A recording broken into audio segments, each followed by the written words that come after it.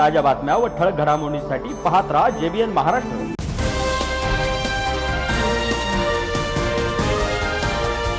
जळगावातील RL group अंतर्गत असलेल्या RL jewellers या कंपनीची CBI कडून पुन्हा चौकशी करण्यात आल्याची माहिती सूत्रांनी दिली आहे। राष्ट्रवादी काँग्रेस शरदचंद्रजी पवार गटाचे नेते तथा माजी खासदार ईश्वरलाल जैन यांच्या कुटुंबाशी संबंधित RL ज्वेलर्स तसेच मानराज मोटर्स या कंपनीची यापूर्वी सुमारे 4 वर्षांपूर्वी CBI ने चौकशी केली होती।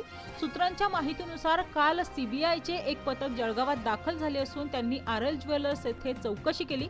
या कारवाई दरम्यान काही महत्त्वाची कागदपत्रे तसेच लॉकरच्या चाव्या ताब्यात घेतल्याची माहिती समोर आली आहे। मात्र याबाबत CBI कडून कोणतीही अधिकृत माहिती देण्यात आली नाहीये। हे प्रकरण स्टेट बँकेच्या कर्जाशी संबंधित असल्याचे सांगितले जात आहे। काही वर्षांपूर्वी RL ग्रुपने स्टेट बँकेकडून कर्ज घेतले होते। कर्जाची परतफेड न झाल्याचा आरोप करत स्टेट बँकेने CBI कडे तक्रार केली होती। त्यानंतर CBI ने RL ग्रुपच्या संचालकांविरुद्ध गुन्हा दाखल केला होता। सध्या हे प्रकरण न्यायप्रविष्ट आहे। दरम्यान या संदर्भात माजी खासदार ईश्वरलाल जैन यांच्याशी संपर्क साधला असता त्यांनी CBI कडून चौकशी झाल्याच्या वृत्ताला दुजोरा दिलाय।